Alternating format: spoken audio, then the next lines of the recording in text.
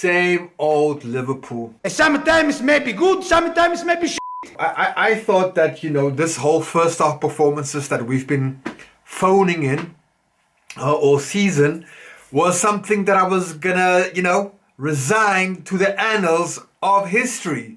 The first part of the season, we were never ever gonna have to speak again, but then again, it rises its head so spectacularly again yesterday. Oh, Nottingham Forest won, Liverpool won, and let's be real, we were by far the better team and we should have won that game.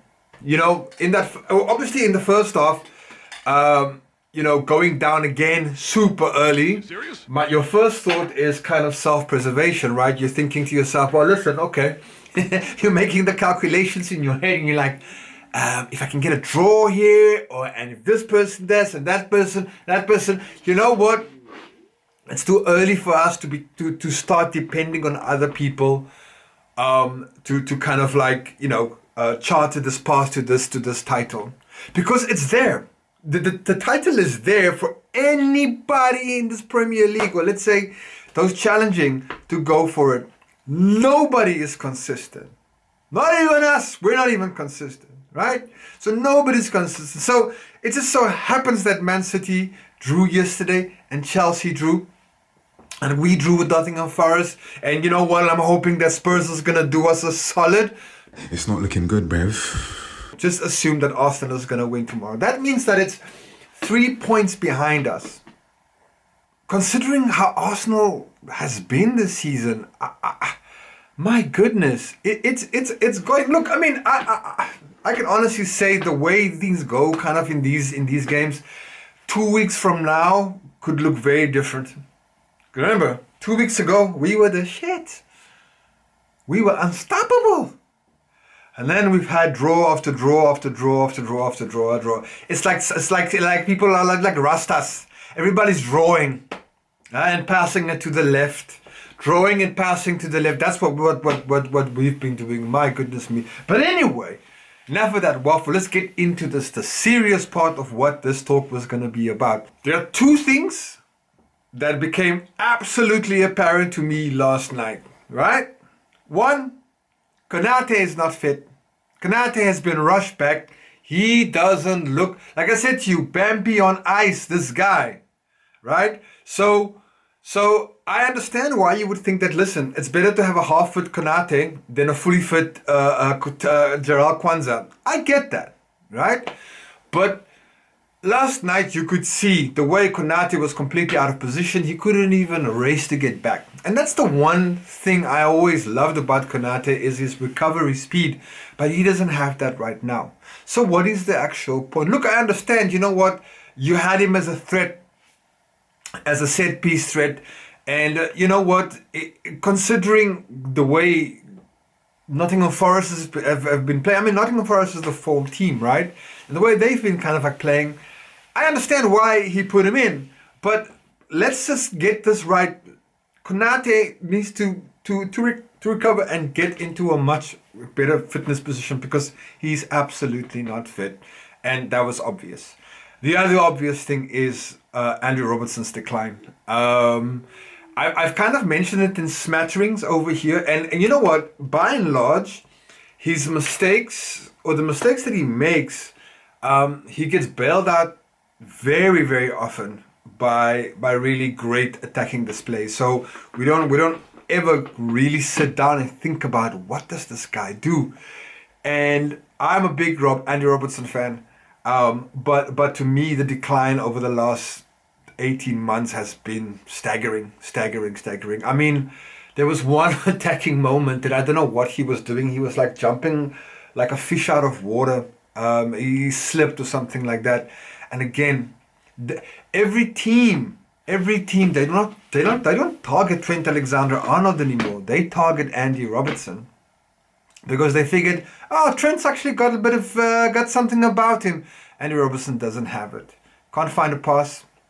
Doesn't have his recovery speed anymore, and he's just awful when it comes to playing fucking offside. My goodness me, like the amount of times that he's hanging on the left hand side.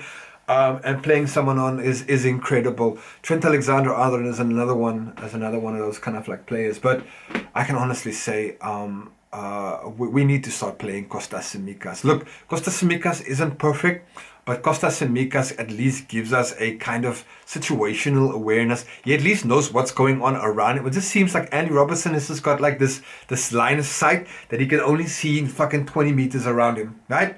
Nothing else coming above him or behind him, anything he can't see. That is fucking radar settings, silence, right? Radio silence over there. So let's play Kostas Tsimikas. And I've been saying this since the beginning of the season, but you know what? Alasdair keeps insisting on playing Andy Robertson. I don't know why the fuck that is. And I think you know,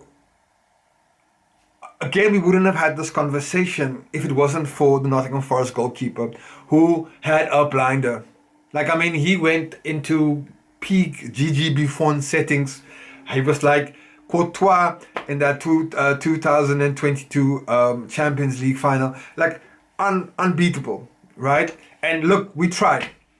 There was no lack of trying. Honestly, Liverpool in that second half showed to me why we are the best team in the Premier League this season.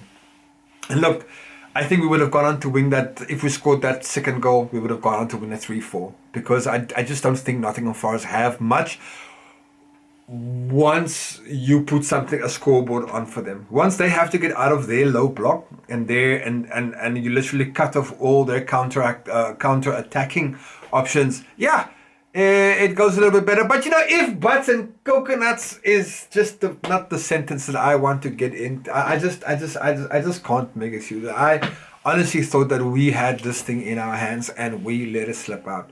I know we came back behind, but for me, that's 2 points dropped.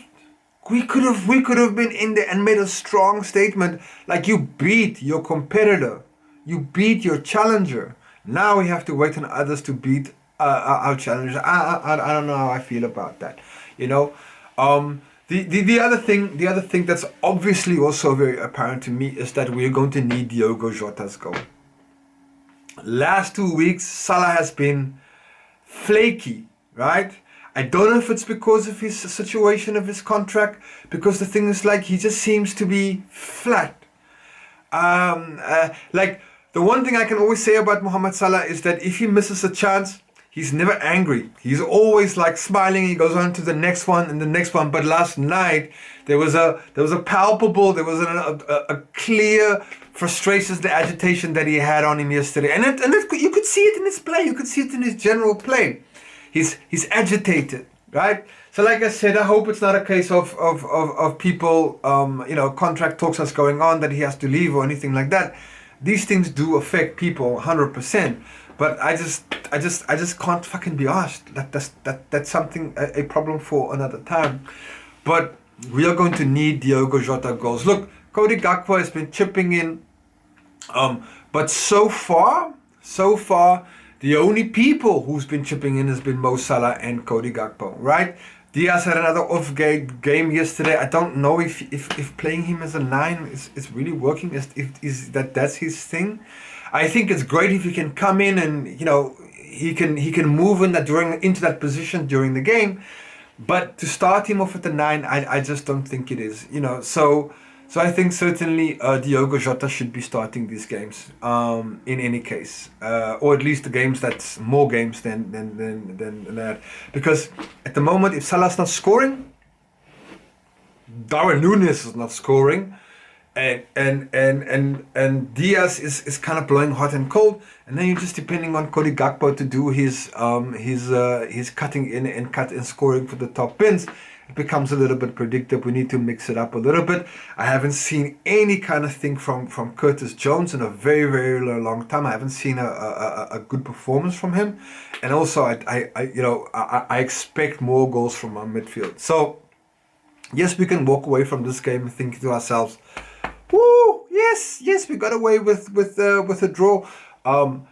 If we want to win this Premier League, what that was, like it's always been, that was not good enough. That first half was not good enough. We can't be second half FC. We can't be just thinking about what we're going to do in the second half. Oh, we can't wait to get back to halftime so that the coach can tell us what the fuck it is we need to do in the game.